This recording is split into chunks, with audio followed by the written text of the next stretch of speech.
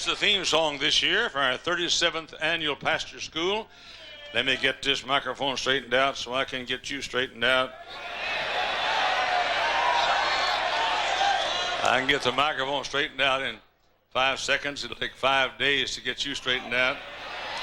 And all right, in your songbook there, just inside the songbook, you'll find the words to our theme song. We're all going to sing it together. The choir's going to sing it through one time again, and then you're going to join the choir as we sing it a few times together. So that you see it there? All right. How's that? We only put them with pews where the folks can read anyway. And it's obvious that he's never been here before, isn't it? Okay, let's join to sing our theme song. The choir first.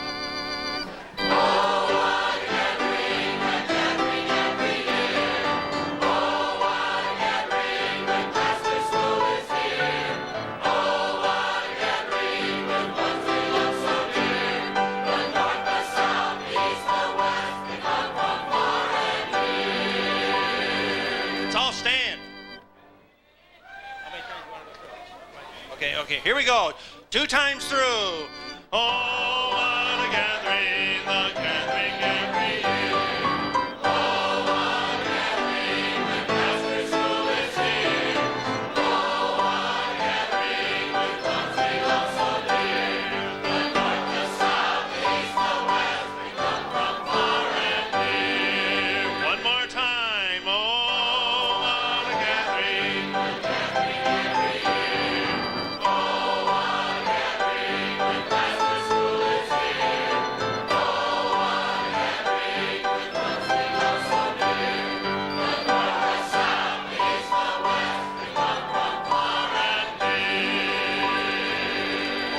Let's bow our heads, please. Thank you, Father, for these 36 previous pastor schools. From that day that 167 people gathered over another building that long since has been destroyed by fire. And we met for a week, and we learned, and we prayed, and we thought, we planned, and then all these years, every year, now for 37 years. Now may the purpose of God be fulfilled in this gathering this week in a very special way. In Jesus' name, amen. Thank you. Be seated, please. We're going to take a little while in each service to have someone quote one of my poems. Poems are like children, like grandchildren. You like to show them off. And I'm not a good poet, but I'm the best one in this room. And it's sort of like the beauty contest had 2 entrants. They both came in second. And so I think I won by default. And so we're going to take a little while, introduce you to some poetry. I like folks to write poetry. A preacher who writes poetry will be able to preach better. I don't know how, but I read that in the book in the seminary one time.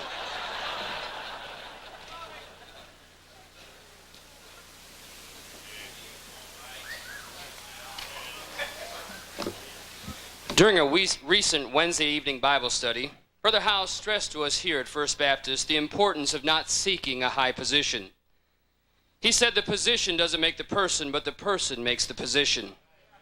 He stressed the greatness of servitude. This has been a consistent theme in his life and ministry. In 1983, he wrote a poem expressing his love to us, the members of First Baptist Church, entitled, "Let Me Be Your Servant." At our Thanksgiving service that year, he read the poem to us. So for a while, pretend that you are a church congregation listening to your pastor. I used to sit in college class and ask the sluggish year to pass. I had a goal to reach. My mind would soar above the clouds and dream when overflowing crowds would come to hear me preach. And now I stand before the crowds, with mind ascending neath the clouds. My goals are rearranged. I simply want to fill your need. So lovingly I gently plead. My dreams have all been changed.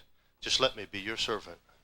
Just let me help you rear your young and pray for them when life's begun. Just let me catch your falling tears, alleviate your mounting fears. And let me share with you my years to turn your groanings into cheers. Just let me be your servant. Just let me pray when you are ill and warm you when life's air is chill. Just let me preach and teach the truth and let me help you train your youth. Just let me weep when you are sad and laugh along when you are glad. Just let me be your servant. Just let me sit across from you when life's decisions come in view to offer counsel and advice and point you to a changeless Christ. Anoint you when you face a knife, assure you when you're bathed in strife.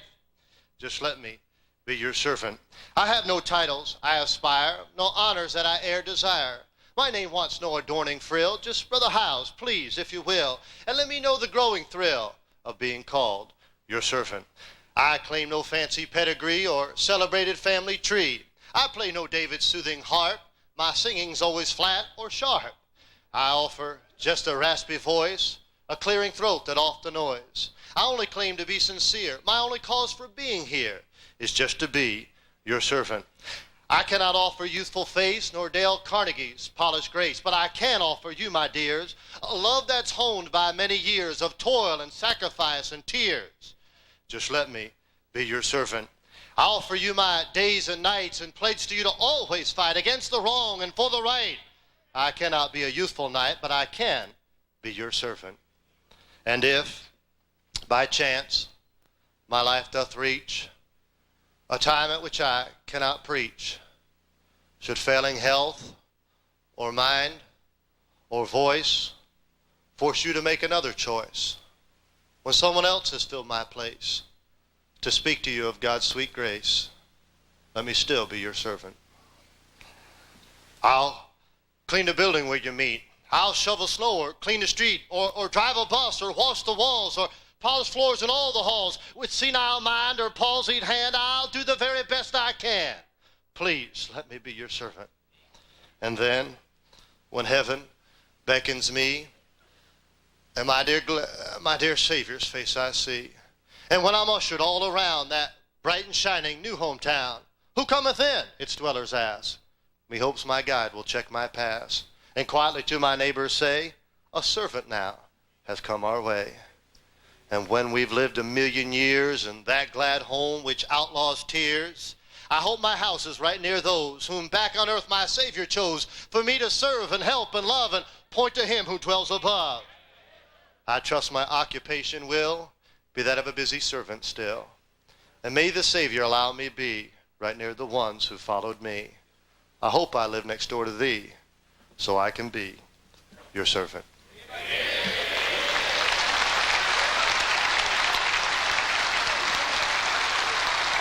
That pretty well sums up our desire this week. This will be a unusual pastor school. This is going to be Pastor School 2000, a quiet pastor school. I am not come to you to be your cheerleader this week, but your father. I am not come to skin your hide, but to bear my heart. I will not preach at you. I will not preach with you. I will not preach to you. I will speak quietly, sincerely for you. None of you will agree with everything that I say this week, and some of you will not agree with much that I say, but I will agree with all that I say.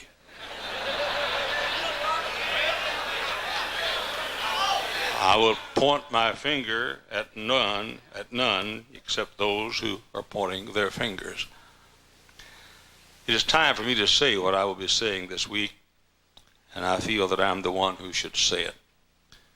If you should say, I hope a certain person is getting straightened out, then you're the one who's crooked. I am just as concerned about the critic of the critic as I am the critic. During the week, I will call some names, but none in a derogatory manner. I will explain my position about the sword of the Lord, Bob Jones University, Southwide Baptist Fellowship, Jerry Falwell, James Dobson, Pensacola College, and others. I will not tell you what you think or what you want me to think, but I will tell you what I think. I want your friendship, but not at the expense of dissimulation. I'm not sure what this week is. Is it an old man bearing his heart to those he loves dearly? Perhaps. Are these the last words of an old man who wants to bare his heart before he goes? I don't know. Is this an attempt for a grizzled old veteran to write to unite his troops? Maybe. So for 4 nights and 3 days, I'll open my mind and tell you what I think, open my heart and tell you what I feel, open my soul and tell you how much I love you. I will tiptoe where I walk, but I will deliberately choose my path. I will walk slowly, but purposefully. I do not ask for you to agree with me, but to listen to me. And whether you agree with me or disagree with me, to love me is when I finish.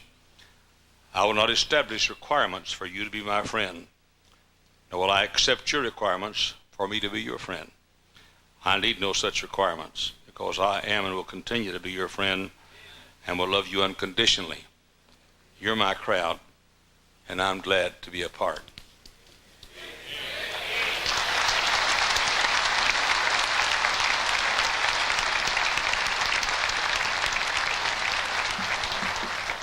I would like to thank you for coming to be with us this week. As you can tell, this is a huge conference. It takes an awful lot of people to put on something like this. And this week, we want to be a servant to you. And tonight, we want to take a few moments to introduce many of the people who will be serving you. The first group I'd like to introduce tonight are 150 college young ladies that will be helping you register later on and will be serving you throughout the week.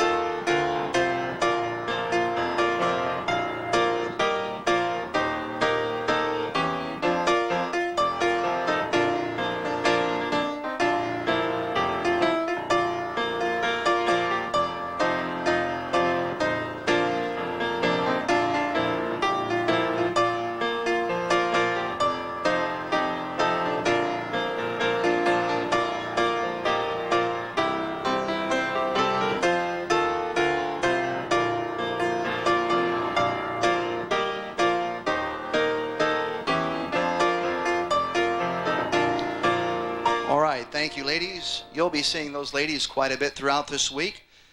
Another group of young people that I want you to meet are from our Platillos Mexicanos restaurant. We have many restaurants that we'll be introducing to you this week, and this is our first.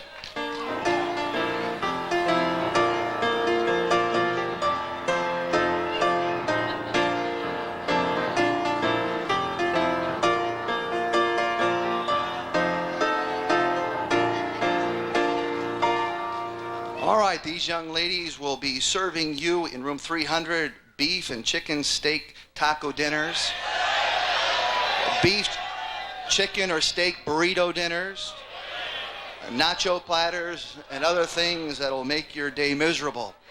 And they will be in room 300. Thank you.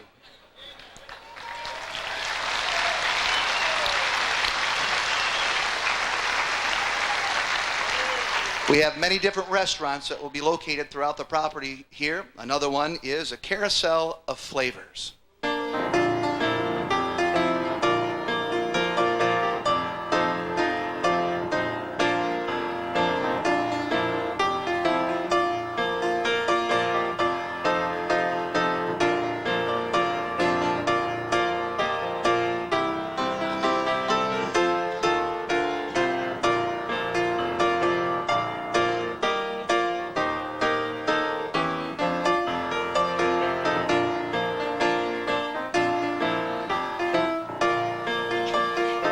These young people will be serving you ice cream, banana splits, Bronco Brownie Delights, Bus Kids Chip-A-Roo sandwiches. I don't know what that is, but we'll find out. Strawberry shortcake, old-fashioned sundaes, root beer floats. And I don't know how this got in here, but it's yogurt. And doesn't seem like it fits. And they'll be serving you in the Carousel of Flavors, located in two locations. One, room 331 of our educational building, which is just to my left, your right. And then also on the second floor of our Spanish building, just a half a block over, candy-cornered from the auditorium. And you can go there if you choose ice cream. Thank you, young people.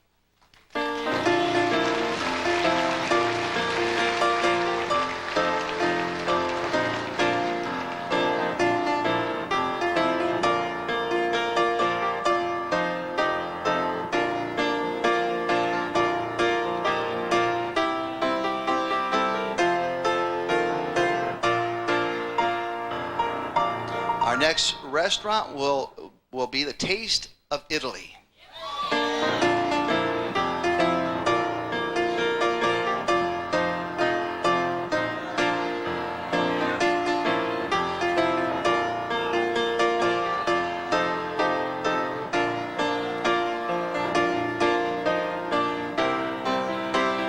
And these young people will be serving pizza, my personal favorite.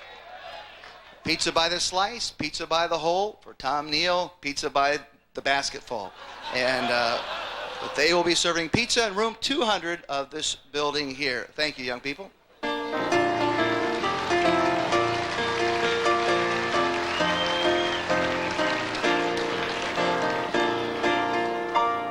Our next restaurant is our snack shop.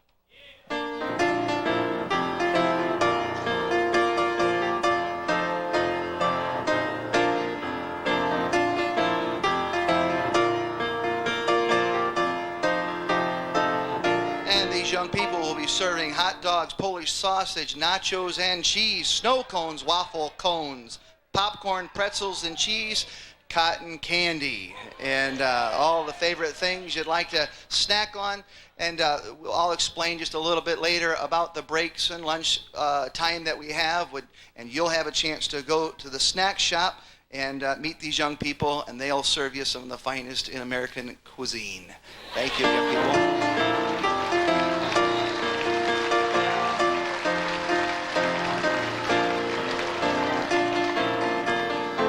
Next is our Oriental restaurant.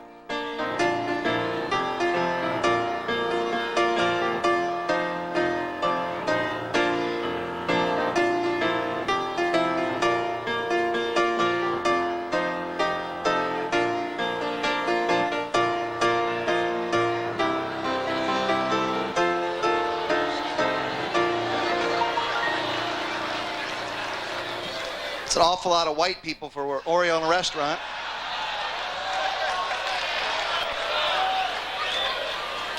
But we have one cook. The rest will do the dishes and serve.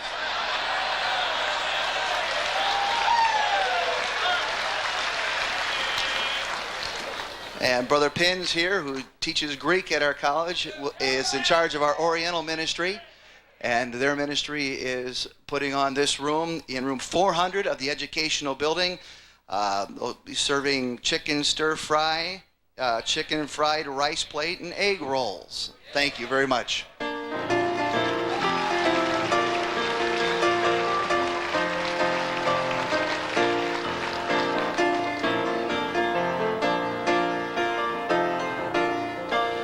And our next restaurant is our dessert shop.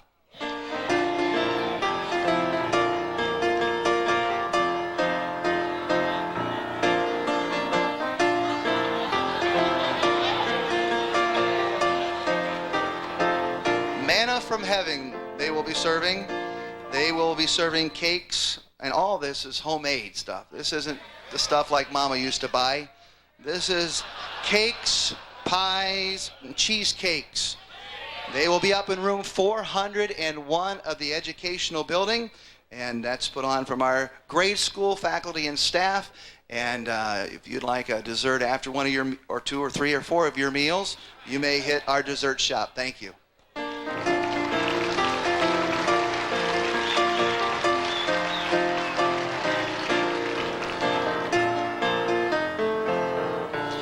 Our next restaurant is our sub shop.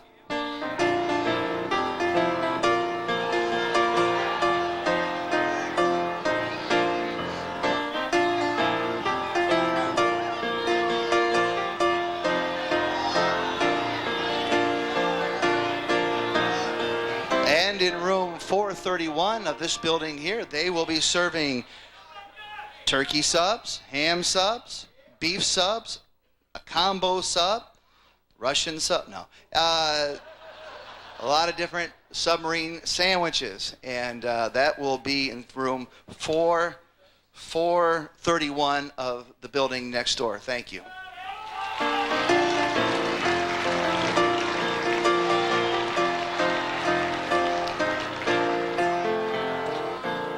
And we have a quick serve breakfast.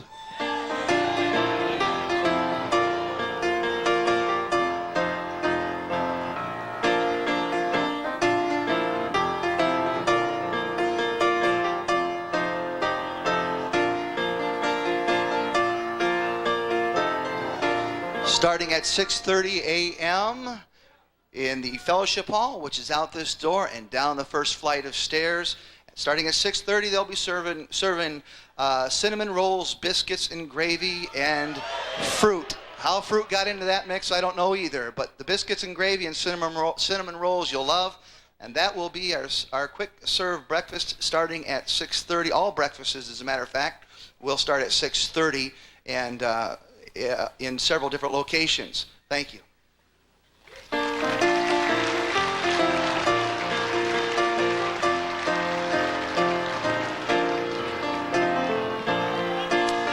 And now our grandma's kitchen.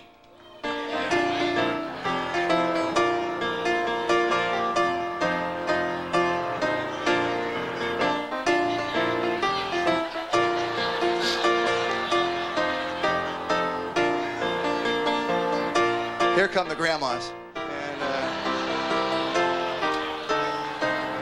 Grandma's kitchen. That will be in our fellowship hall after breakfast has been served. And that's, of course, as I said, out these doors, down the stairwell. They'll be serving meatloaf and gravy, mashed potatoes and gravy, and glazed carrots. Also baked chicken, country green beans, and au gratin potatoes. Or country ham, southern baked beans, new potatoes, as opposed to old, I guess. Vegetable plate, rice, and rolls. So several different menus, one each day, or any combination of the above. And that's Brother Keith McKinney's favorite. All right, thank you very much.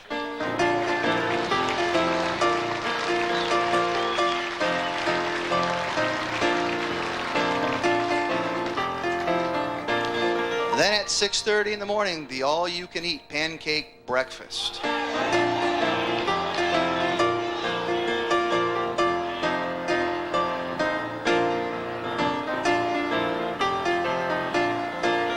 And they will be serving pancakes with various toppings and various different fruit turnovers at 6:30 in the Teen Center, which is just located across the alley behind the auditorium. Thank you, ladies.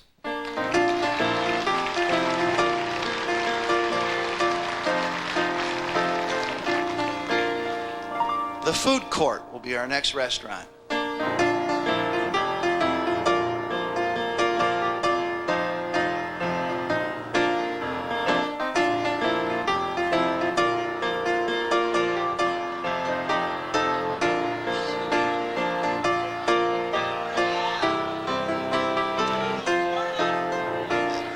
The food court is located also in the Teen Center across the alley. It will begin after breakfast has been served, and they will be grilling chicken and chips. They have the Big Jack and chips, hamburger and chips, cheeseburgers, and a salad bar, which will not be grilled, but knowing these guys, they will try. That is located again across the alley in our Teen Center. Thank you very much.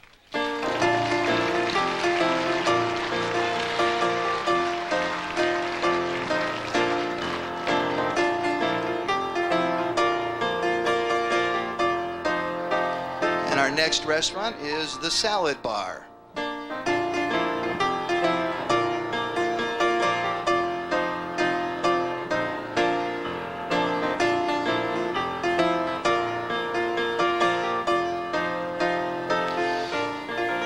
For those of you who like to graze, across the street over here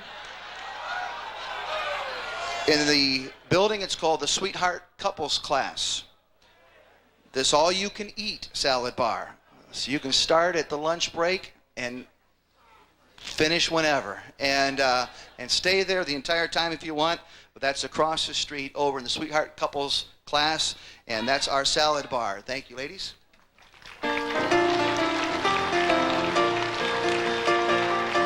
And guys, they all match so well it's hard to tell. And our next restaurant, our Texas Barbecue.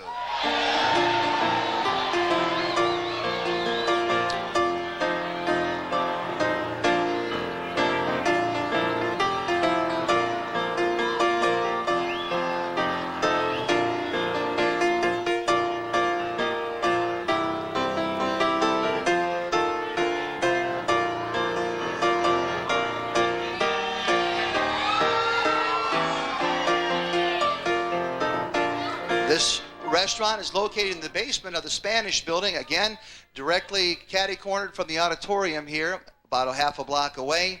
A big 4-story building there. But in the basement, the Texas Barbecue will be served to you. They'll be serving barbecue beef or chicken, or a chicken plate, Texas chili with crackers, and or jambalaya.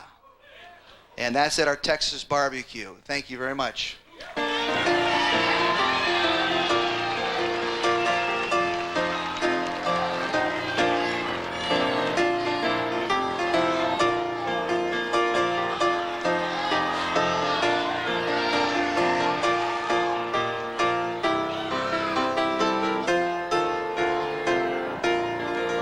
And our boxed lunch meals.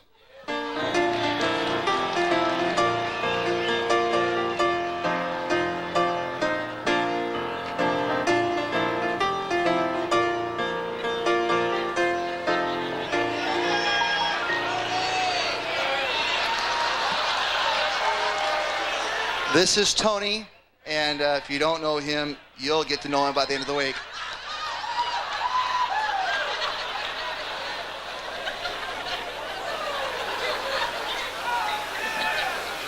This gourmet delight will be served throughout the exit of the auditorium at lunchtime. You can purchase a... Tony, behave yourself, okay? You can purchase at the exits and entrances of the building this boxed lunch. And turkey and cheese sub sandwiches or ham and cheese sub sandwiches along with chips, sodas, and dessert. And that will be if you need a quick lunch. You done, Tony? Yes, sir. All right. Thank you.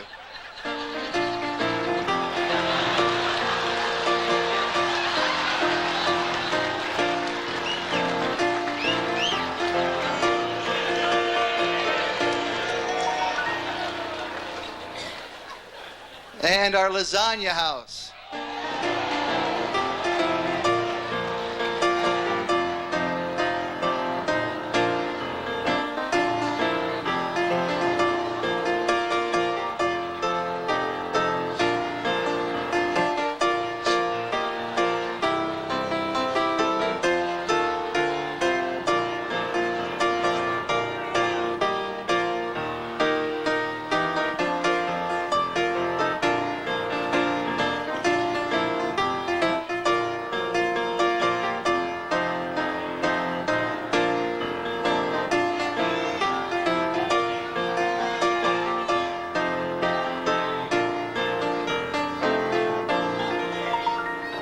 All right. The lasagna house, they'll be serving large and small lasagna dinners. That's why some of the short people are here.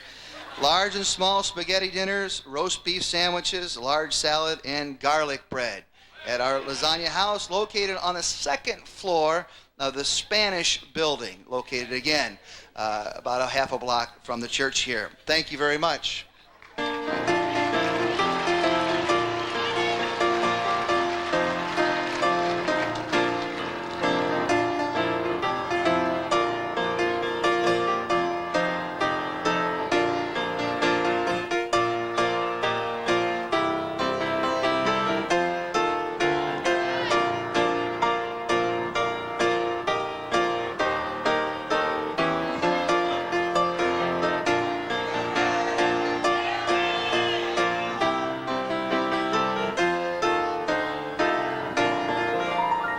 And those are our restaurants. If you don't like what's preached, my guess is you'll like something to eat at least and drown your sorrows. And all the restaurants will have pop and chips and desserts for sale as well.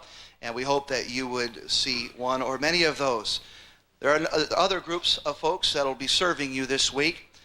Another group is our information ladies.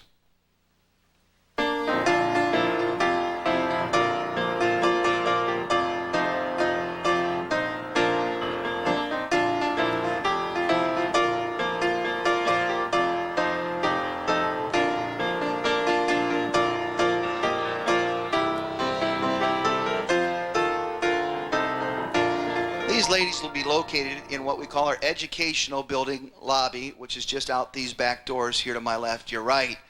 If you have questions concerning the buildings or property, directions to restaurants or other places in the buildings, these ladies can help you, and they're there to assist you in any way that they can.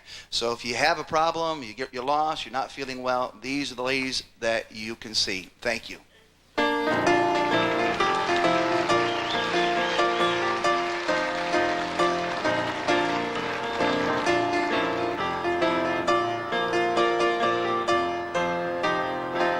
Those ladies will be out there all week long, and there'll be a booth out there. You can go and see them if you have a problem or a question. Our next group are Blue Beret.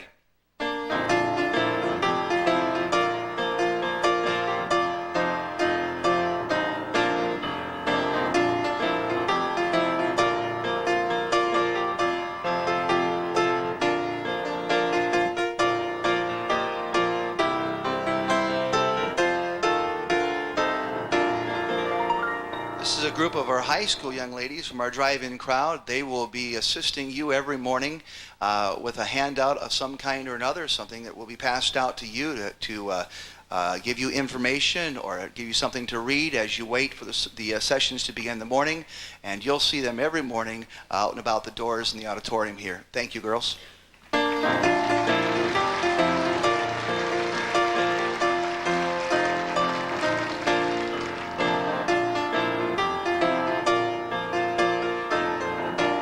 Next group are our Royal Beret.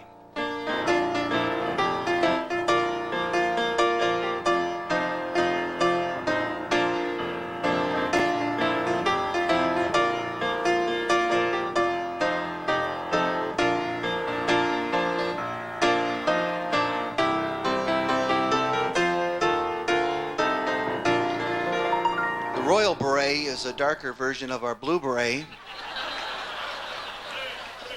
No, they're from our afternoon program, which is a program designed for our bus young people who come in from Chicago and surrounding areas. And they do much the same as our Blue Beret do. And they'll be assisting you each morning as well, along with the Blue Beret, and passing out handouts and things to you that'll interest you throughout the week. Thank you, girls.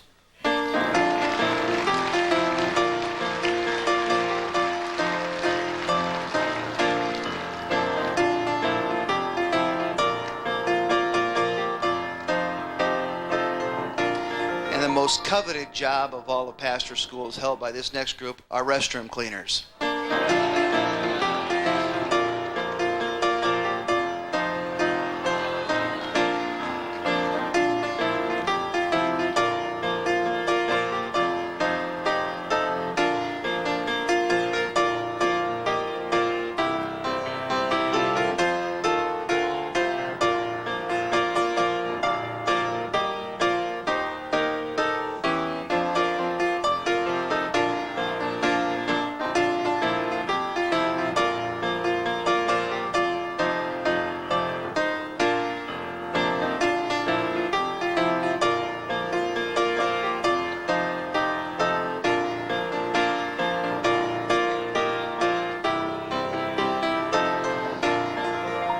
There's an awful lot of people in this building. It'll be here this week, and we have an awful lot of restrooms that need cleaning. And these young people have graciously volunteered, wink, wink, their time and effort to clean the restrooms after and before each and every session, and during the breaks and so forth. While you're in session, they'll be cleaning the restrooms, and you might say they keep things going around here. Thank you. You can be dismissed.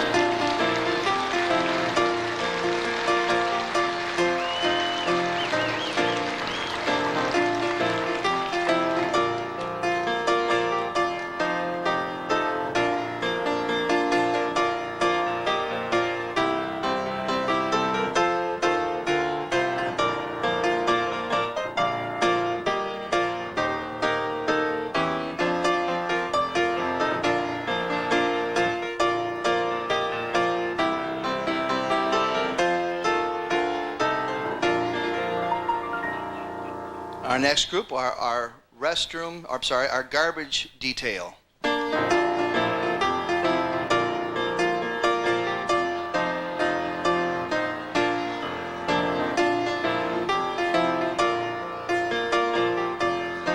These fellas, and will at every break, every lunch hour, they will empty every trash can in the buildings here, surrounding properties. And the largest dumpster they make will be emptied every day, and these guys, they'll carry it. And they plan on being preachers one day, and we figured this is the best way to train them. All right? Thank you, fellas.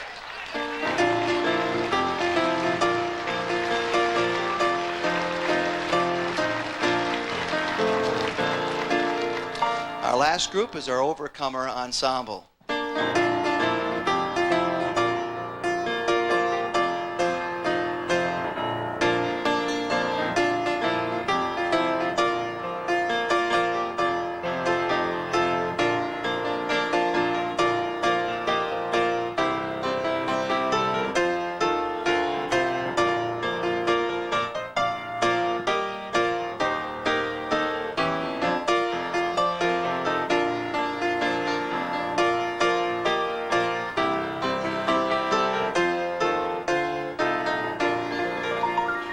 These young people belong to our City Baptist School, which is a bus kid school. You can only attend this school if you are a bus kid. We started this school many years ago and have produced some fine young people from its classrooms. And this group of kids formed an ensemble under the direction of Miss Pam Hibbard. And throughout the week, they'll be singing in the rooms, some of the rooms that they work in, and that City Baptist School is in charge of, some of the restaurants. And you'll get to hear them throughout the week. And so we wanted you to hear them tonight.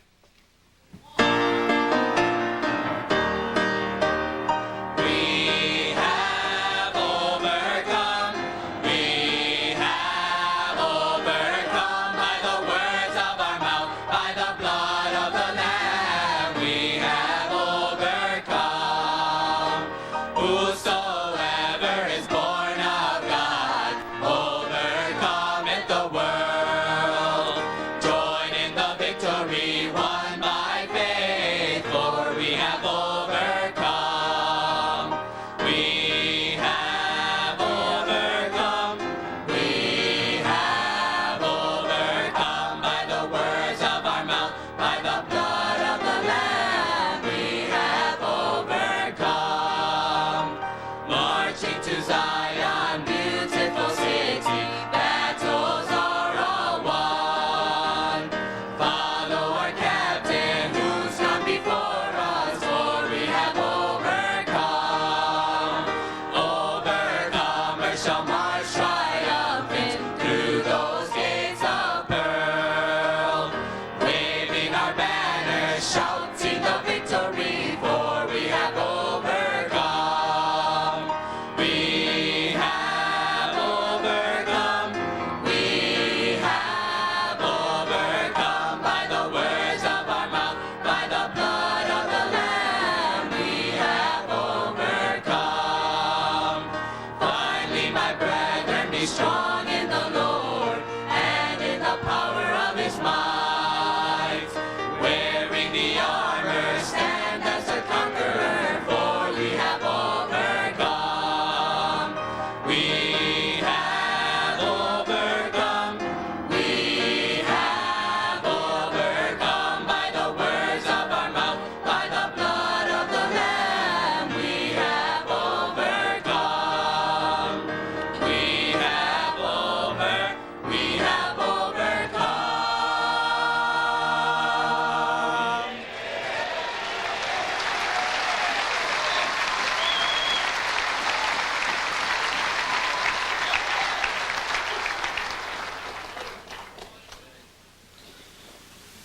That song is their school song, and their mascot or team or school name are the Overcomers. And because of the obstacles they've had to overcome to attend a school like that and come out from Chicago and to be trained and to end up becoming like they have become. I'd like to thank you for coming to our pastor's school this year.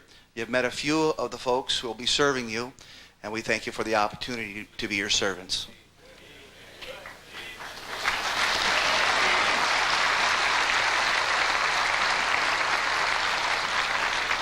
And that's what we're here for, and that's why you come. You come to be served, and we've come to serve you so that you can go home to serve. In a few moments I'm going to be speaking, not preaching, but speaking a few words about that. So we welcome you to our 37th pastor school. It was 37 years ago. I got a letter from a man on the West Coast, a pastor. His name was Pastor Moreland. And he said, I've heard of your church. I'd like to come and see what makes it tick. We had a guest room at the time in the church, and we invited him to come, and he spent a week in the guest room. I gave him 1 hour with each of our staff members, and he went back home. His church was transformed, literally multiplied. A friend of his heard about it and wrote and said, could I come and do the same thing? We allowed him to come, and another, and another, and another, and another. But finally, we were having someone here every week, and sometimes several a week. Our staff was occupying so much time, we simply had to do something about it. We never intended to have a pastor's school. We never thought about having a pastor's school. We just wanted to get all these fellows out of our hair at one time. And so we simply said, if all you guys will come at one time, we'll get it all done. We'll give our staff each an hour to talk with you, and then that'll take care of it. 167 pastors showed up. We did not intend to have another one. And yet in came the demands and requests. We want one too. We heard about the pastor's school and how the churches were transformed. We want to come too. We had a second one. 260 came. We did not intend to have another until the demand required that we do so. 340 came. And then 617. And now for years, this big auditorium has been packed and jammed, the largest gathering of independent Baptists in the world today. Please do not think I'm being critical, because I'm not. I just want to tell you, I want you to have some idea about where you are. There are probably 3 times more people in this room tonight than will be at the Baptist Bible Fellowship National Convention. There are probably 3 times many people that will be at the Southwide Baptist Fellowship. There are probably 4 times as many that will be at the Sword of the Lord National Convention. And this is not to say a negative thing about any of those. I'm simply trying to tell you what's here. If this is a branch off the tree, I'd love to see the trunk. If this is a splinter group, I'd love to see the 2x4. If this is a cult, I'd love to see the main movement. No, this is not. This is the most powerful movement of independent Baptists, and we belong to nobody. Every year people say to me, why don't you start the Northwide Baptist Fellowship? I said, I don't want to start one. We've got enough of them. You just come, and this is like a cafeteria. And we just put it out and take what you want, but don't criticize what you don't take. That's all. When I go to the cafeteria and get what I want, I don't throw the rest of it in the cook's face. I simply eat what I want, leave the rest. And we want to serve you. That's our purpose this week. It'll be a bit different this week. This will be the most unusual. See, pastor school has grown up. It's now sort of an apostolic ministry, if you know what I mean. I know I don't know what I mean, but it's sort of an apostolic ministry. It's servicing our product through the years. Many of you have spent years in Hyles Anderson College, and you've learned a pastor school over and over again. Every year in our Hyles Anderson College church educational course, you take the same thing every year, 4 years, same thing, every single year. Just beat it in you. Now, it's sort of gotten to the place to where pastor school is that little red reset button that we try to push so we can get the machinery working properly. And this week I plan to do that. And we welcome you. We're honored, pleased, thrilled, and all somewhat surprised that you'd come year after year after year. Up through noon today, we had 500 more people registered than we had last year. And over 600 more than we had 2 years ago. And this looks like it'll be one, if not the largest ever. On behalf of First Baptist Church, our board, our members, our schools, Hyles Anderson College, Hammond Baptist High School, Hammond Baptist Junior High School, Hammond Baptist Elementary School, City Baptist Bus Kid High School, and City Baptist Bus Kid Grade School, and all the great members of our church, thousands and thousands of them, we extend a hand of welcome to you. We hope that this week will be a blessing and profitable to your life.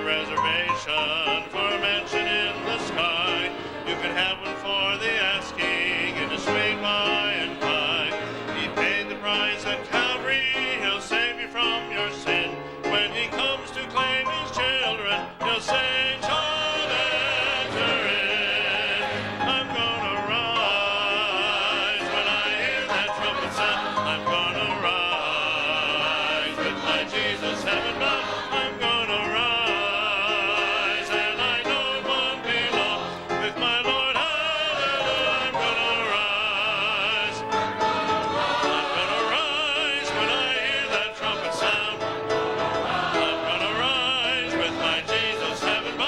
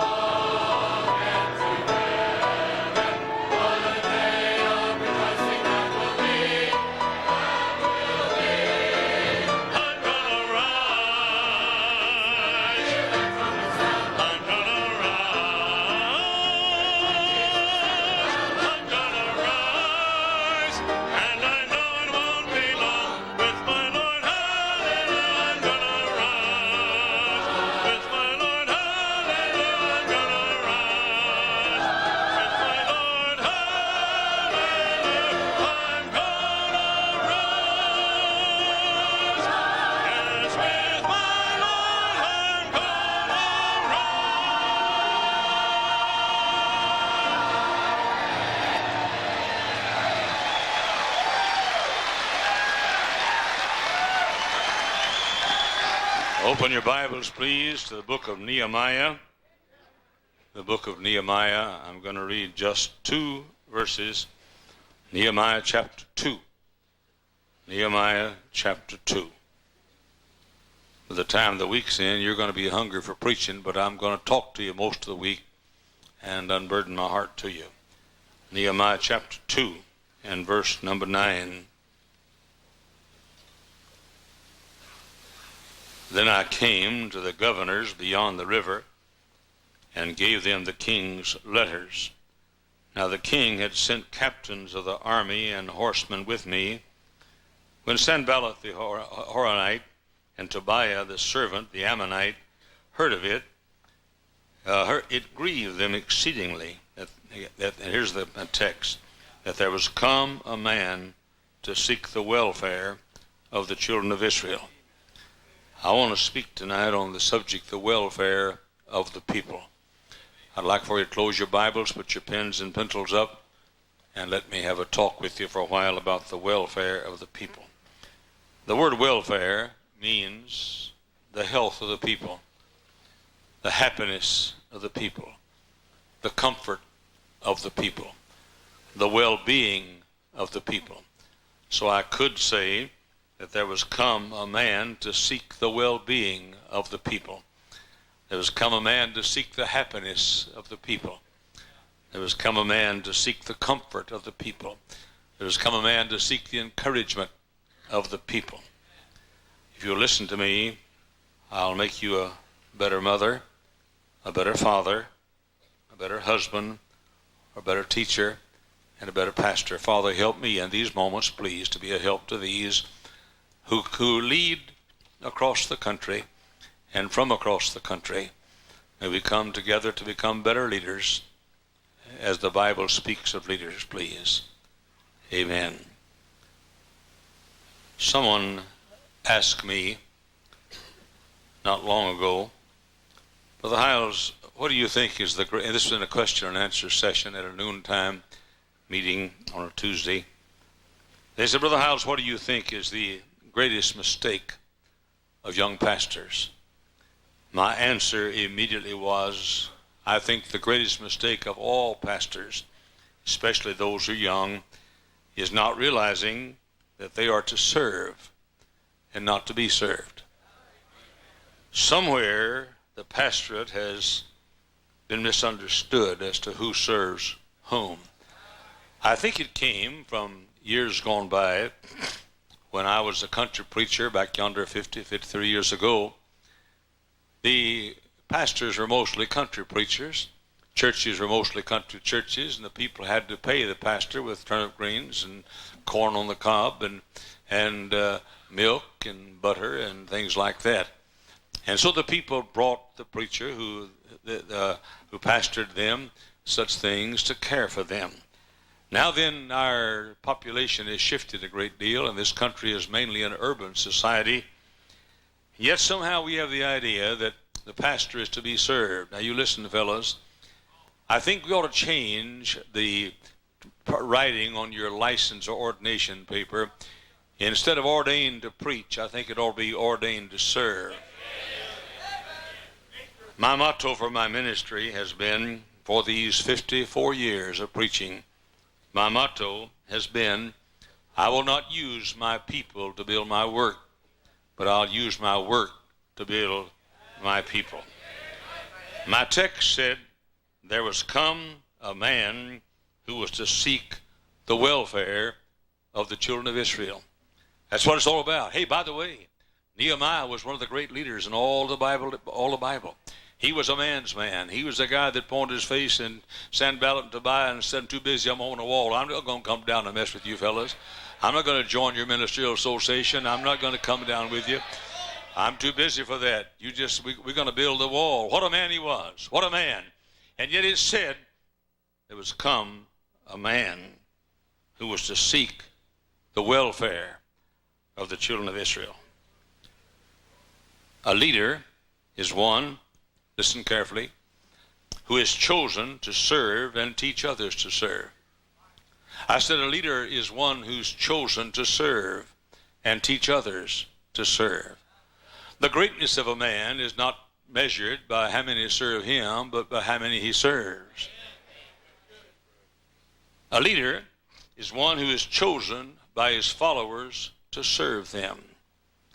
Most people will follow a servant. Let me say it again.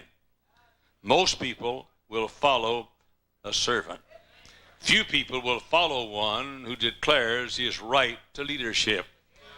I think we have said too much about pastoral authority and not enough about pastoral servitude.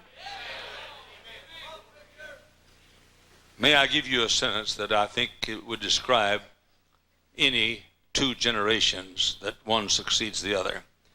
Great works are built by servants and destroyed by leaders. You can look at most of the great churches that were built from small churches. I'm talking about the super churches in our nation's history. I'm talking about the Highland Park Baptist Church in Chattanooga. I'm talking about the Temple Baptist Church in Detroit, Michigan. Other great churches.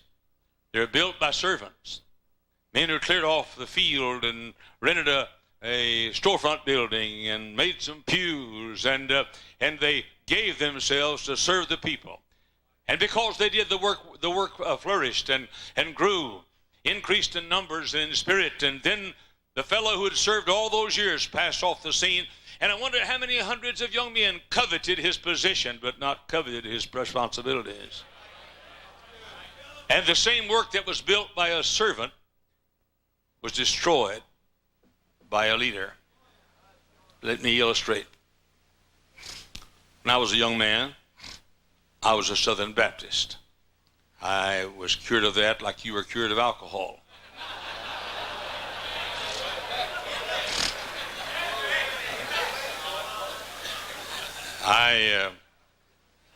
They had in those days what they called a district missionary.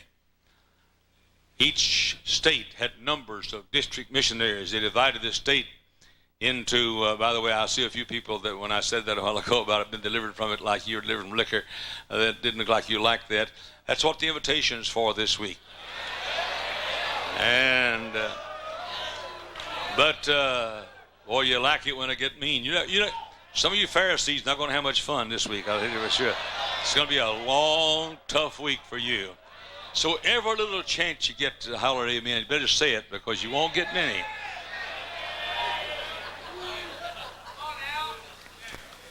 The district missionary was a fellow who was given a certain area of a state. His job was to scout out that area and find places that needed churches. He would go from place to place, town to town, countryside to countryside, and he would start churches. He was literally a missionary, a district missionary. Those churches that he started soon would come without a pastor, and he would help them get a pastor.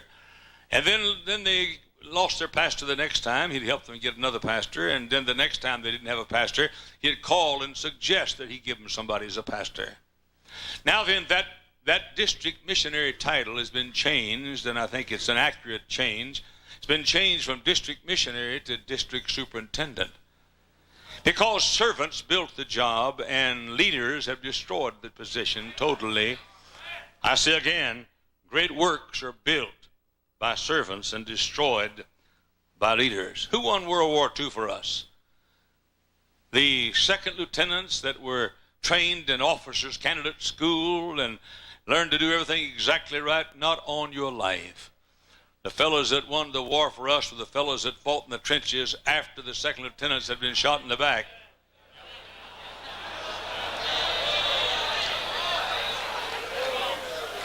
And here's the guy that had fought in the trenches. He's the guy that won the war. The servants won the war for us, not the big shots. Matthew 20:27.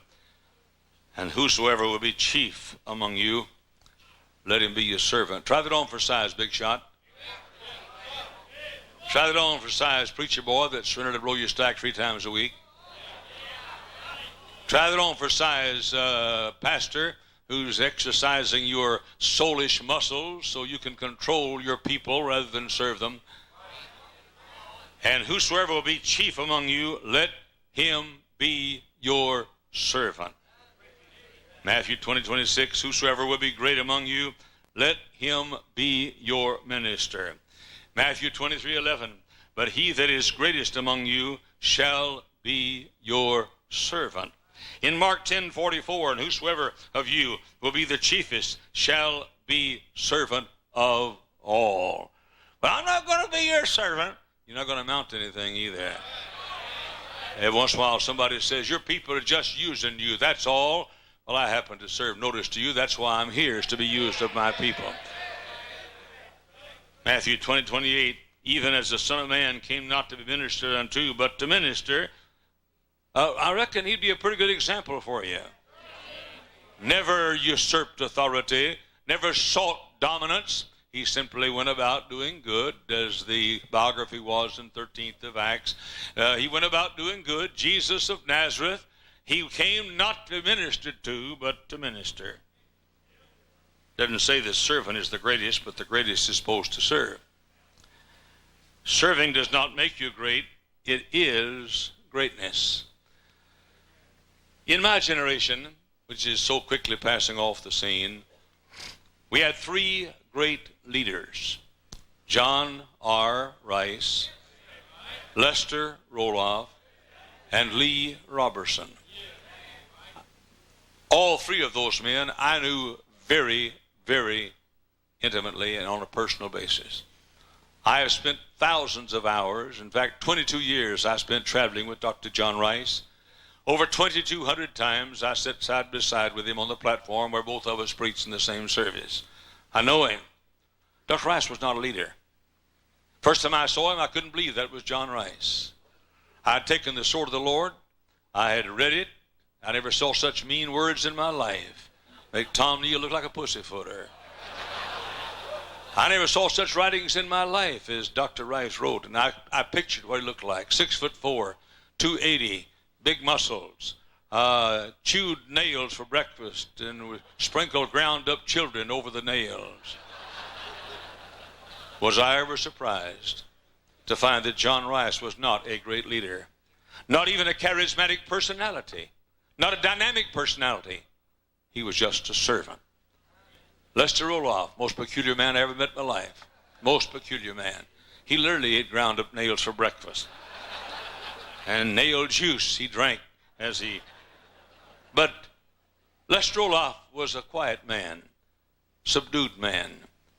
Never did have a course on leadership, and by the way, never tried to lead anybody. Dr. Lee Robertson, you don't know him like I know him, and I've known him for many years. I preached 167 times for him at Highland Park Baptist Church and Tennessee Temple Schools back in his heyday.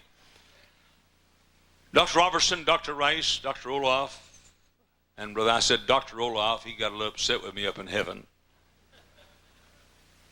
He used to say to me, Brother Jack, the way you eat, you're going to die young. I said, Brother Lester, the way you fly, you're going to die younger. I'm still here. Now, what made Lester Roloff? Now, I never heard of one of them stand up and say, I'm the leader. Bible says I'm the leader. God pity you husbands. The only right you have for leadership is to show it in the Bible. And God pity you preachers. The only right you have for leadership, for folks to follow you. It says here in Hebrews, I'm supposed to be the leader. God pity that. The only right you have for leadership. Let me tell you why these men were leaders. Dr. John Rice knew something that others did not know, and they followed him to learn it. Dr. Robertson did something that others had not done, and they followed him to learn how he did it.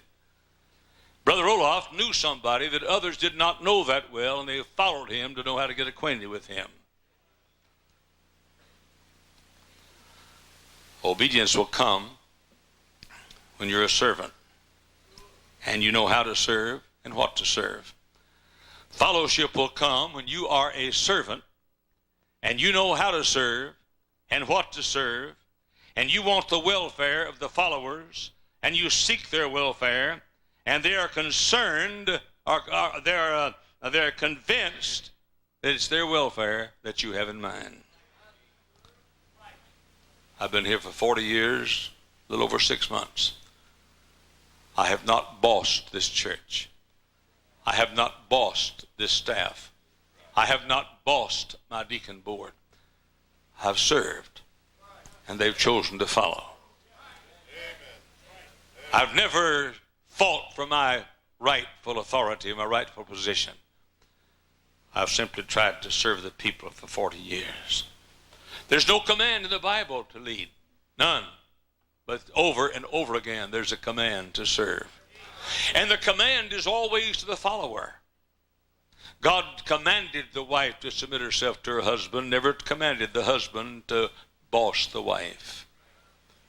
God commanded that the people obey and follow the pastor, but never told the pastor to assume his rightful position of authority. Moses was called a servant. Caleb was called a servant. Job was called a servant. Jacob was called a servant. Isaiah was called a servant. Elijah was called a servant. Peter was called a servant. James was called a servant. Daniel was called a servant. Samuel was called a servant. The Apostle Paul was called a servant. And this is why my people follow me. I am a servant when I stand here and lead them to take what I try to give is the most impressive Lord's Supper I know how to give. I'm their servant when I stand behind this pulpit and lead my people to do my best to lead my people, to give Jesus exactly what he had in mind when he established the Lord's Supper at the upper room 2,000 years ago. I'm serving them. I'm serving my people when I marry their young. When the night before I marry their young, if not the night before, then 2 nights before, I drive to the house of the bride and sit out in front and pray for the bride. Then I drive to the house of the groom and sit out in front of the house and pray for God to bless that young man, most of whom I pastored for their entire lives. I'm their servant when I help prepare for a beautiful wedding. I'm their servant when I give them what I try to give, the most beautiful and impressive and sweet and happiest ceremony possible. I'm the servant of my people when I try to conduct a comforting funeral. I have no file of funeral sermons. I can't go to my file cabinet and pull it under funeral and pull out a funeral sermon and preach it. I can't. I have no file. Why? Because I never preached the same funeral sermon twice. I promised God years ago I'd never walk behind this pulpit to preach a funeral or never preach a funeral service unless I'd spent at least 4 hours in preparation of my message. And those in this church know that's true. I serve my people when I teach them how to have a happy marriage. I was counseling, and I mentioned this to my people Sunday. I was counseling this weekend with a couple having marital problems. I labored for 2 hours. And as they left, I wept because I thought I had failed. He looked at me about 2/3 into the counseling session, and he said, "Preacher, don't you ever charge for this? Don't you ever get paid? It's a Saturday. This is not a work, that's Saturday. Don't you ever get paid for this after 2 hours? Don't we owe you anything?" And I said, "Yes, I do get paid." I said, "If I can see you have a happy marriage and your children have a mom and dad that love each other, that's my payday." Boy, I'd love to reach out and grab you preachers tonight and shake you good and hard and say, in God's name, whoever taught you we're on a barnstorming tour? Whoever taught you it's our job to beat the brows of all the people? Whoever taught you it's our job to hit him with a big club? Whoever taught you it's our job to stand up like a dictator and ruler? God called you to serve. He didn't call you to be served.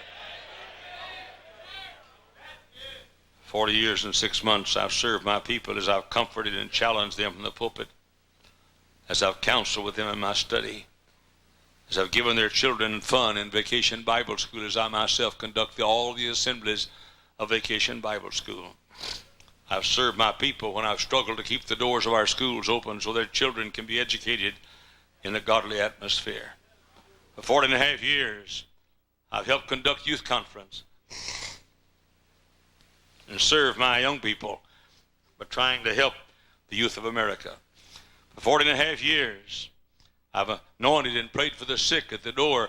And over 430,000 people have walked inside my office in the last 40 years and 6 months for personal counseling. Counseling I didn't have to do. I could have said what one large church says, I counsel every Sunday morning between 11:30 and 12, and that's the only time I counsel. If you want to come and get counsel, come and hear me preach. I'll die before I have that kind of an attitude. The people that sit in these pews are human beings.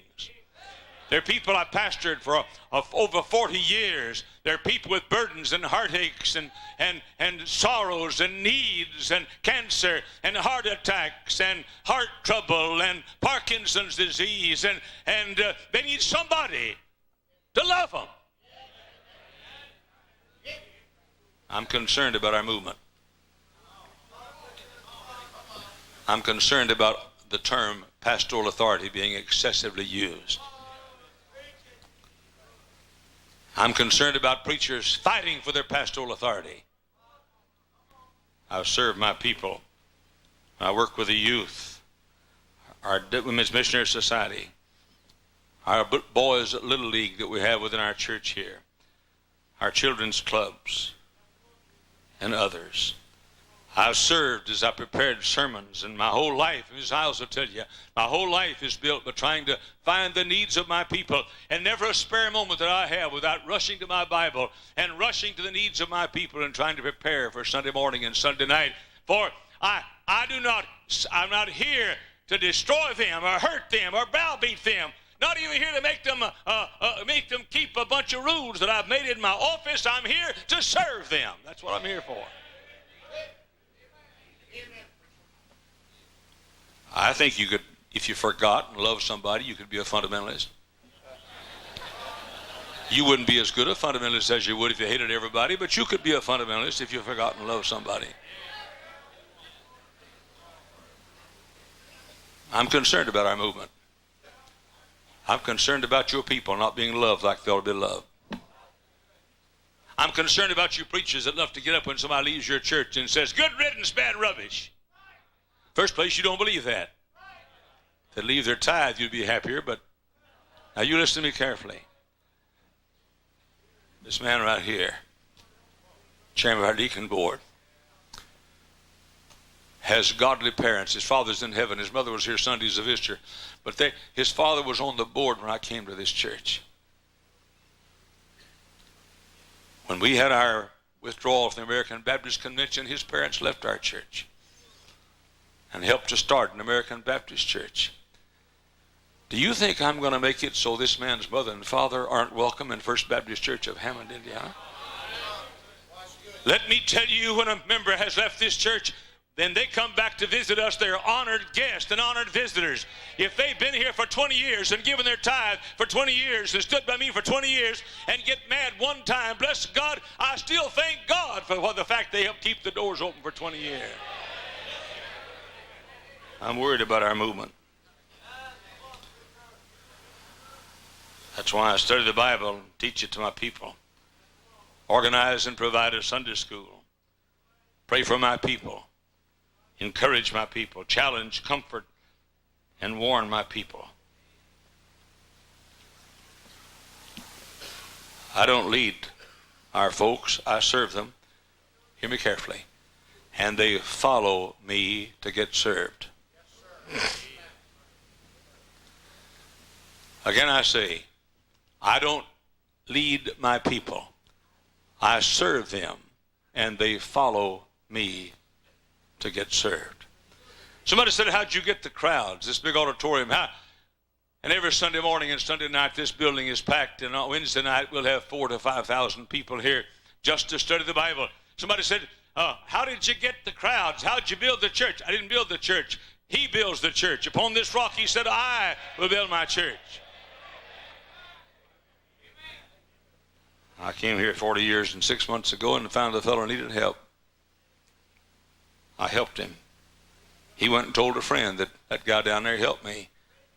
His friend said, I need help too. He came down, I helped him. He had a few friends and said, that guy down there helped me. And now then, we have several thousand people every week get help. Hey, your people, when they write you little notes about the sermon, they write you notes and say, preacher, I appreciate that sermon. It's exactly what I needed. I needed.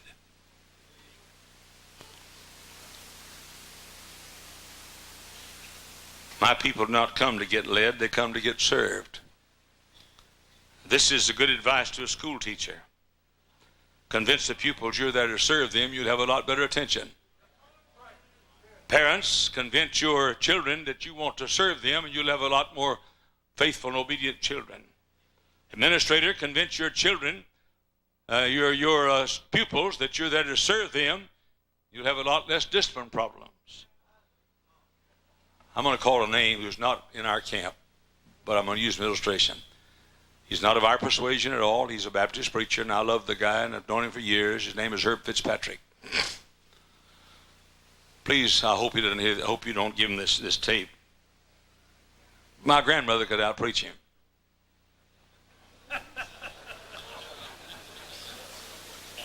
Herb Fitzpatrick is not a pulpiteer. Hey, of course, I don't know whether he's still pastoring or not, but he's about my age. And Herb Fitzpatrick went down to Connersville, Indiana, a town of 19,000 people. You know how he built a church? Hospital visitation. That's the way he built it. And he built the biggest church in Indiana back in those days, about 40 years ago. Biggest church in Indiana. He just spent his life at the hospital, visiting the hospitals. Some of you fellows that would spend a little less time on the front nine and more time on the front porch of the hospital. You'd make a better par.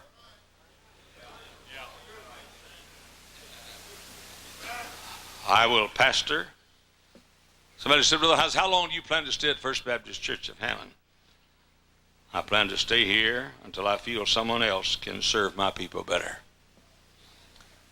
When that day comes, I will turn my pulpit to them, my position to them, because I want my people served. Until that day comes, until my people feel that someone else can serve them better, it'll be the honor of my life to be their servant. At no place, as I said a while ago, at no place does God tell the husband to be the leader of the wife. At no place does God command the pastor to be the leader of the church. I think it's nice for the pastor to be the leader, but people let you lead if you're their servant. The command is always to the follower. Illustration. Sitting behind me tonight, on my right, is the world's most beautiful woman. I serve her. I serve her. I open the car door for her when folks are looking.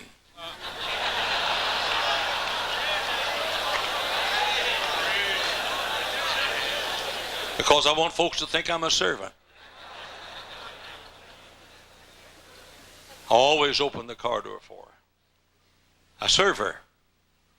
We eat breakfast in the morning. I go and pull the chair out from under her. I'm sorry, push the chair under it. I mean, that's my job. I seat her just like a waiter would seat you at a restaurant. Every meal we eat. I let her out at the door of the shopping mall, or the store, or the restaurant. And I go find a parking place in the parking lot and then come back and meet her inside the door. When the shopping is over or the meal is over, she waits in the lobby just like she did a few minutes ago of the restaurant, of the shopping mall. And I go out in the parking lot and get the car and drive the car back. She gets in the car. She's a spoiled brat. I watch for her every need. She wears a ring. I bought her several rings, but one I had made just for her. Right in the middle of it is a half-carat diamond. There are 5 stones around that diamond. One is the stone for the month we had our first date. The second is the stone for the month we started going steady.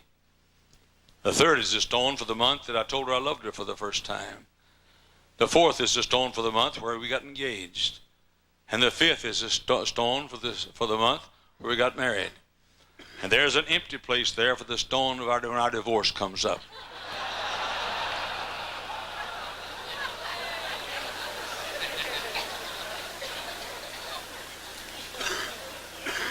I show my love.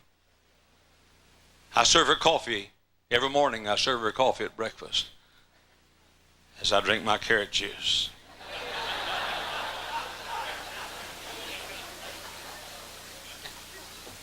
I tell her I love her several times a day. The other night we were sitting on the love seat misbehaving.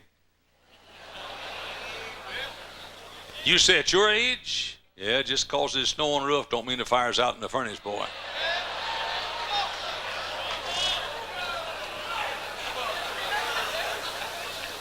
We're sitting on the love seat misbehaving, and I said, sweetheart. She said, this reminds me of the old days. I said, before marriage or after? And then I said to her, I said, do you think that if we had been students at Hyles Anderson College, that we'd have been expelled? She was quiet for a while with her beautiful southern drawl. She said, Jack, thank God it's under the blood.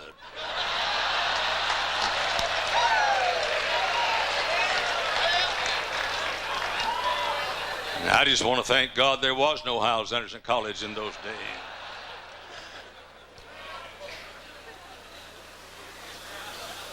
I'm saying she spends her life looking for my needs, and I spend my life looking for my needs, her needs. Hear me now. So, when I make a mistake, and I often do, I have built up enough love to override, and she doesn't vote me out. Do you understand what I'm saying?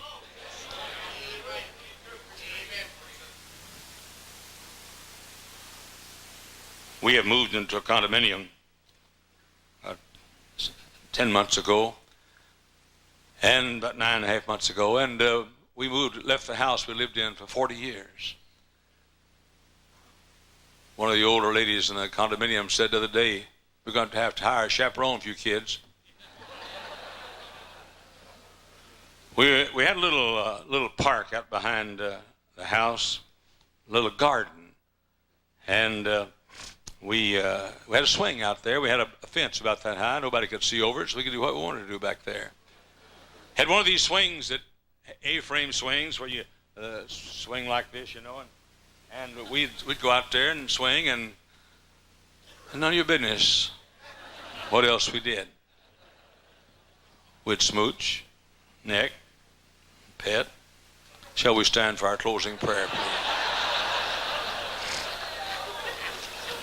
One night we were swinging, it was a summer night, we were swinging, and I heard the crickets making their noise. You heard them. But you never heard a better likeness of the cricket sound in your life than that. And I said, sweetheart,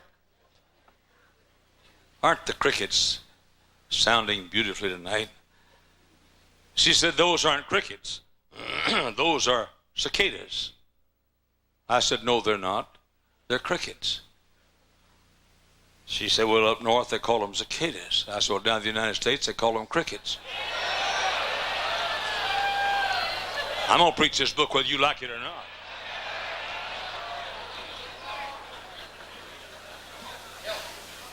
She said, you know how they make that noise?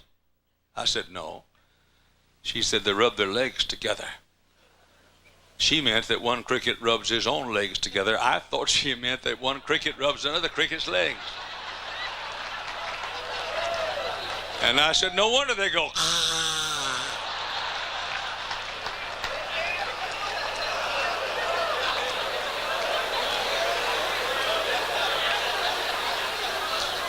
We just sat there a while, and swang, and it was getting a little darker, and the stars were beautiful, and the lightning bugs were flashing. The crickets were going. Mrs. Hyles, about 5 or 10 minutes later, took off her little shoe, took her foot, and put it on the calf of my leg and began to rub it like that. And I went.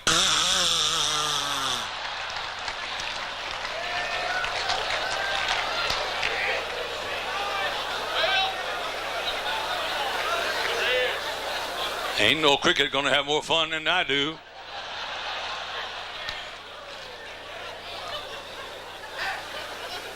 I'm going to bring the spiritual application whenever I can find one.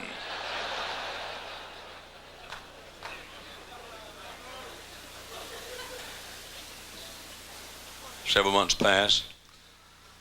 Our granddaughter had had a baby, giving us, no, I'll take it back. She's going to get married. This is when she's going to get married. In fact, she married, and we now have great-grandchildren, but when she got married, our great-granddaughter lives in Texas. She wanted us to get to know her husband better, our great-grandson-in-law better. They came up for a visit. Miss Hyles and I took them out, and 4 of us went out to eat in a real fancy restaurant. I've forgotten the name of it, but it had golden arches over the top. And we had a bite. We went out. This was a fancy restaurant. I mean, a real nice, classy restaurant. I sat here next to the wall, and my great-grandson-in-law sat across over here. My great-granddaughter sat over here. Miss Hyles sat here. The waitress came to take our order, and I always like to have fun, and sometimes I have fun I shouldn't have. Waitress took her order, and I said, "Waitress, before you go, I want you to know this is a very special night for us." "Oh," she said, "what is it?" And I said, pointed to my great-grandson-in-law, and I said, "This is my kid brother." I pointed to my granddaughter and said, "This is my younger sister." I pointed to Miss Hyles and said, "This is our mother."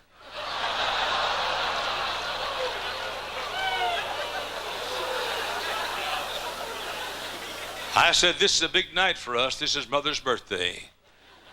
And we're celebrating her birthday here at your restaurant tonight." I thought the waitress would understand it, but she didn't catch it. Being a Yankee, she didn't catch it. And but I thought she understood and would join in the fun. We ate our meal. Came time for the dessert. Here come 13 waitresses, with our waitress holding a cake that big around, with a big candle right in the middle. Came to our table and said, "Mister, we've come to help your mother celebrate her birthday."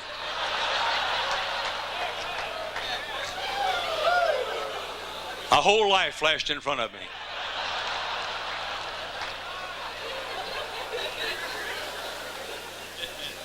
And there we sat as 13 waitresses sang, "Happy birthday to you.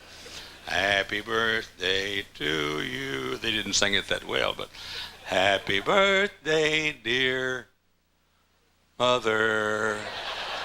Happy birthday to you."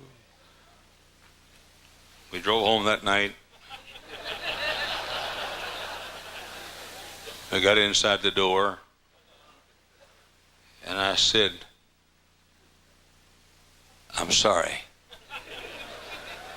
And she said, "About what?" I said, "You know what? Everybody thinks you look younger than I do. Everybody talks about how beautiful you are and how old I look. But they say, your wife sure is pretty and you're looking good. Like you, when you pass by a casket, you say, you look so natural.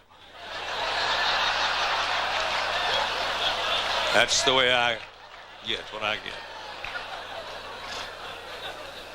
I said, you know what about? I said, I called you my mother. And I said, I'm sorry.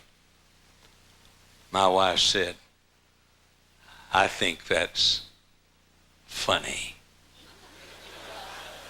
And then she said, come here, big boy. She placed a kiss on me I had to come up for air several times. She said, "Is that the way a mother kisses?"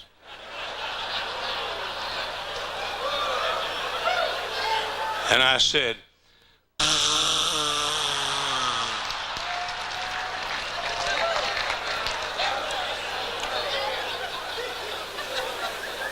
you see, she doesn't vote me out of the house because I have built up a life of serving her. When I make some dumb mistake like that, which is every Monday, Wednesday, and Friday, she knows I love her. She knows I serve her. She knows her desire is a command as far as I'm concerned. The same is true in this church. I make mistakes. Sometimes I get in the flesh when I shouldn't. But there are people all over this building that know that old man up there loves us. And that old man serves us. Some of you fellows, you think you're the modern day Elijah. You're the modern day dumb bunny. You're getting voted out for courage's sake. No, you're getting voted out for moron's sake.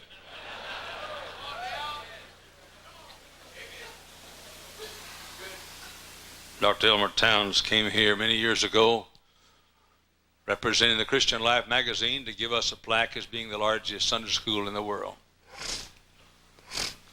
This auditorium was this size, but didn't have the mezzanine, didn't have the overhang over here on the balcony. That time it seated only 5,000 people packed in jam. Dr. Towns is sitting back here. Right in the middle of my sermon, one of my ushers, one of the best men we have, named Tom Bennett, been here for many years. He let somebody in that door back there while I was preaching. We have a rule against that here. But he let somebody in that door back there while I was preaching. Several people. And I stopped my sermon and I said, "Usher, hey, you know better than that. Let those people go out in the hallway. We have speakers out there. They can hear it out there. You know not to let folks in while I'm preaching." After that display of Christian love, he went out, took the folks out in the hallway. As soon as the service ended, Elmer Towns walked up to the usher and said, "Sir, I don't know your name, but when are you leaving?" He said, "Leaving what?" He said, "You're not going to stay in this church after the pastor embarrassed you in front of those thousands of people, are you?" And Tom Bennett put his hand on Elmer Towns' chest like that, began to punch it. He said, "Mister, I don't know who you are, but if that man up there loved you and served you like he served me for these years, he can say what he wants to say from the pulpit, and he's still my preacher." I'm not saying you'll never have any battles, because you will have some battles. I'm not saying you'll never have to fight for truth, because you will have to fight for truth. But I'm saying that 90% of your problems will be solved if you'd surrender to serve. Just take your pen and scratch off the word preach and write serve. My text says, there was to come a man who was to seek the welfare of the children of Israel. I'm worried about our movement. I'm afraid we're leaving with our preacher boys the idea that you're supposed to get your BS degree, blow your stack every time you preach. There are people, this lady sits right back here every Sunday morning, is fighting terminal cancer. The lady sits sometimes in the hallway out here. Of course, she can't come in. It's too uncomfortable. She's fighting to walk because of Parkinson's disease. Man sits right back here, just had open heart surgery. Young man sits over here, has fought to live for years. They're my people. For 40 years and 6 months, I've been serving them. And don't you get the idea when you hear me preach around the country that this is a place where dictator Hyles, Fidel Castro Hyles, rules with a rod of iron. No. No, he doesn't. First place, he doesn't rule. He serves.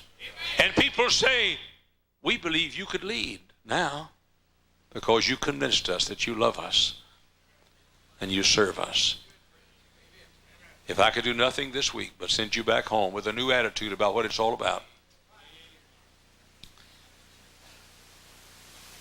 The Son of Man came not to be ministered unto, but to minister. If I understand the Bible correctly, we're supposed to try to be like him. As he is, so are we in this world. As the Father has sent me, even so send I you. Verily, verily, I say unto you, he that believeth on me, the works that I do shall he do also. The works that I do shall he do also. As I have loved you, so ought ye love one another.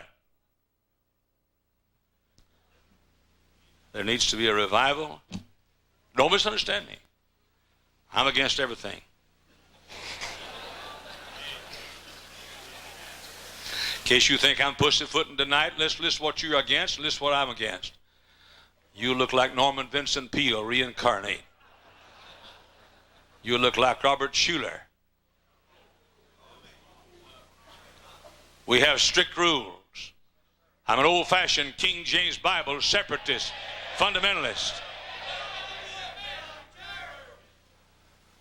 But I long for the day when you say as loud what you just said when I say you're supposed to be a servant.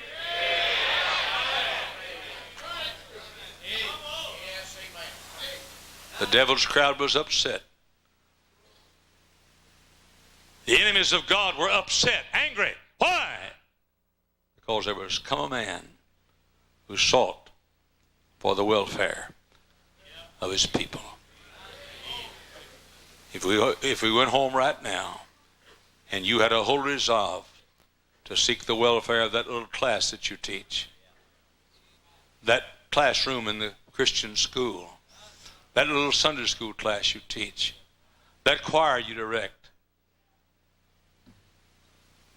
that children's choir, that youth department, your own children, your own wife, I send you home to serve, because there came a man among them who sought for the welfare of the people. And Elmer Towns was shocked. He came to me after the service and said, I don't believe this. I don't believe this. How in the world could that man overlook the way you treated him this morning? I said, ask him. Ask him. Would you bow your heads, please?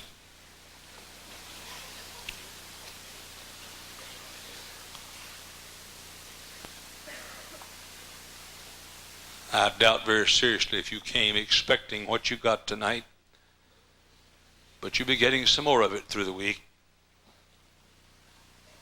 I think the pendulum may have gone a little too far one way. I don't want it to swing back too far the other way, but I want it to swing back where it ought to be. The Bible said that we beheld his glory, the glory as of the only begotten of the Father, full of grace and truth.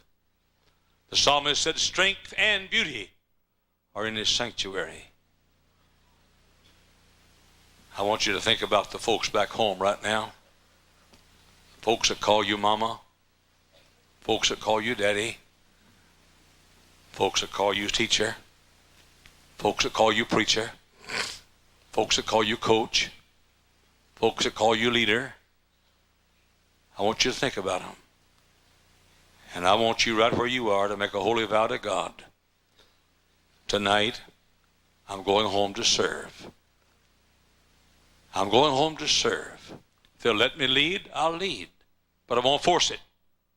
I'm going home to serve and to love and to care for my people.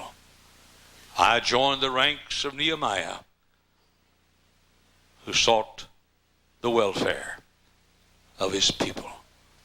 Make a holy vow to God, even now, that you'll seek the welfare of your people. What a statement. What a man. What a way to live. Our Heavenly Father, I've sort of tried to set the tone for the week tonight.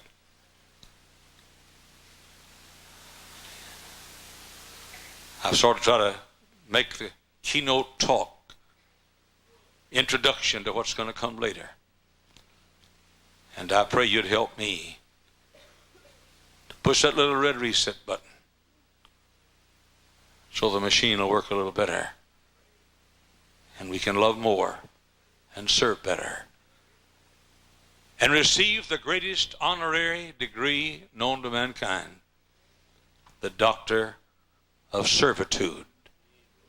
In Jesus' name, amen.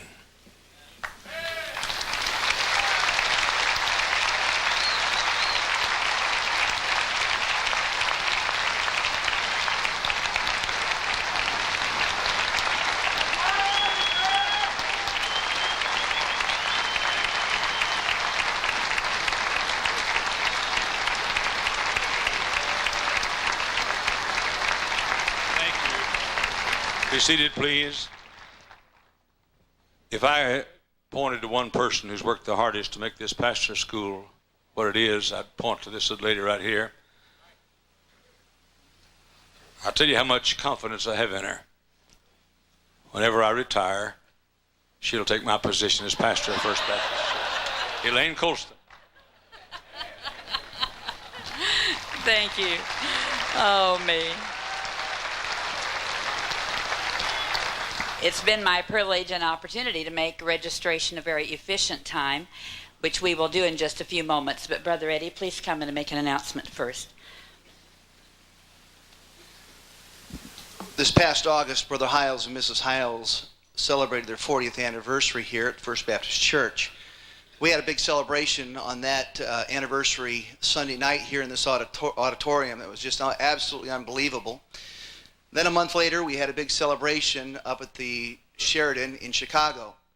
And we realized that most of the country obviously could not come to something like that, so we felt like we ought to at least share part of that celebration with you at Pastor School. I'd like for Brother Hyles and Mrs. Hyles, if you would, come up here quickly for us. We have he doesn't like this kind of stuff.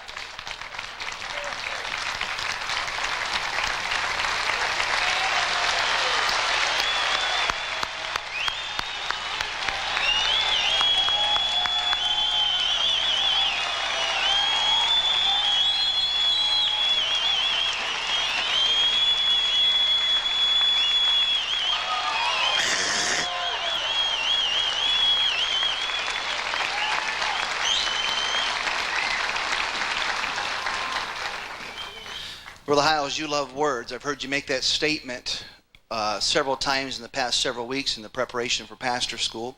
You heard one of his poems a little while ago. He's a master at using words. We have put together something for you, Brother Hyles and Mrs. Hyles. It's a book of your words. It's called A Voice. And this book is a book of quotations by Dr. Jack Hyles, filled with pictures that are unbelievable. I mean, just hundreds and hundreds of pictures of his family, friends, and loved ones, and folks across the country with him, and their travels and so forth. And they're 128 pages of your quotes, 24 different subjects such as love, truths, adversity, leadership, decisions, attitude, faith, preaching, friendship, preparation, duty, joy, success, character, peace, commitment, persistence, education, intensity, belief, integrity, sacrifice, teamwork, and life. And these are just subject headings of his quotations, and they're just absolutely unbelievable. It's the most unique book you've ever seen in your life. Mrs. Hyles, you have also been a very, very prominent figure in America as well. And we've written a book for you too. It's the backside of this one. It's called A Vessel. And whenever you get tired of looking at his picture, you just flip it over and you can look at yours. And you too have been a chosen vessel. We have 128 pages of your quotations, along with pictures and just some tremendous things. Son of the blood, quotations like that. Well, we don't stoop to that kind of stuff in this book, but this is a clean book. And But there are pictures of your family. There's a picture here with some great people that you've met in your travels and so forth, and all of your quotations as well. This is Brother Hyles, you've written, I believe, 47 books or pamphlets of some kind, and he's never taken a dime for any of his books. This one he's going to, because it's kind of not his. We put it together for them, and we want to give this book to you both tonight. Now, pastors, I want you didn't have a chance to be here for the 40th anniversary celebration. We have out in the hallways around the auditorium these books for sale tonight for $24.95. We want you to get them. Every dime of profit will go to Brother Hyles and Mrs. Hyles. And we want that to be our gift to them.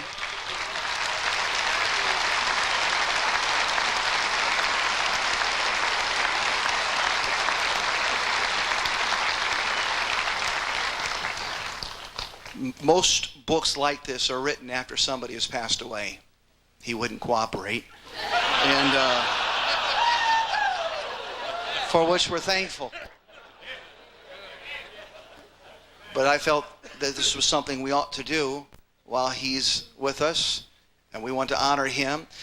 Everything he preached about tonight, I can testify to that he's practiced what he's preached. He's been my pastor for 35 years. As a child growing up here in this church, we've also been glad to share him with you, with America. And in every sense of the term, he's been America's pastor. And we want to take this opportunity tonight to give him back something. And I want you to get these books, take them home. Use his quotations in your church bulletins. Use them, frame them, put them in your school classrooms, put them in your home. And let his voice be heard. And let her as a vessel be shown to your children, to their children, and to all. This book is beautiful. It's what I call a coffee table book. It's the kind that can be used and set in a doctor's office and dentist office and any place where there's pain, I guess. But no. Where anybody who doesn't even know who they are would enjoy reading these quotations and will be blessed by them. And we want you to get them tonight. They're on sale tonight in the hallways around the auditorium. They accept Visa and MasterCharge. They'll also be on sale in room 200 across the street in the Walker Building, and also in Mrs. Hyles' room. She doesn't know it yet, but they will be in her room in the Walker Building as well. The Hyles, we celebrated 40 years of you being our pastor and America's pastor a few months ago, and we do so tonight. And once again, we thank you for all your years of service.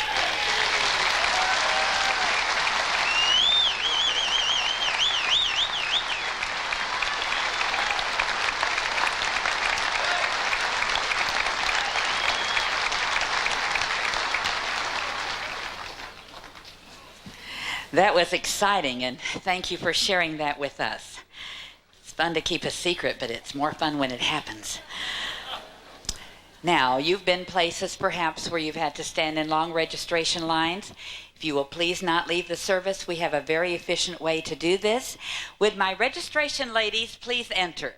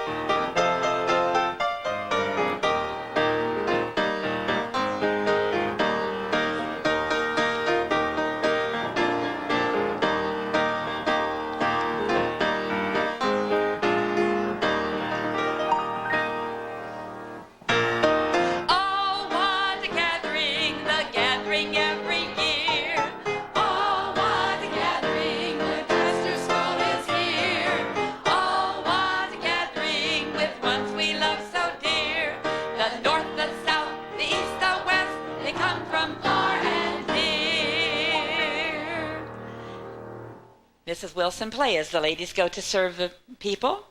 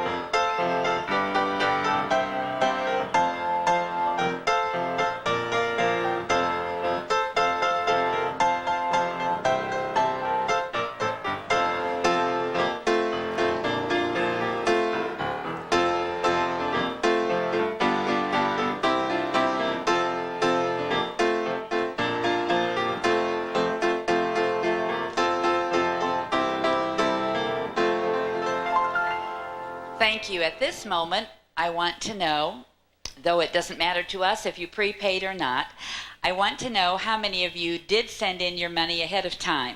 Would you please stand, and the ladies will give you a blue registration card. You'll just stand quietly, and as soon as they give you the card, ladies, serve them quickly. And as soon as you have received the card, you need to sit down and begin printing very carefully and very completely every word of the information. If you sent the money in ahead of time for pastor school registration, everybody registers, of course, and if you send it ahead of time, we need you to complete the registration at this moment. If you prepaid the registration fee and you need a registration card, remain standing. There are many people still standing. Ladies, can you help in the other sections? If you need a card, remain standing so they can find you. And if you have the card, please be seated and begin to fill it out very carefully. Is there anyone who needs a card anywhere? Mezzanine, you'll need to turn around and wave at them. We have ladies throughout the mezzanine, but I know you cannot stand. Please let them serve you and let them be a help to you. Get their attention somehow. Anyone else needing a blue prepaid card?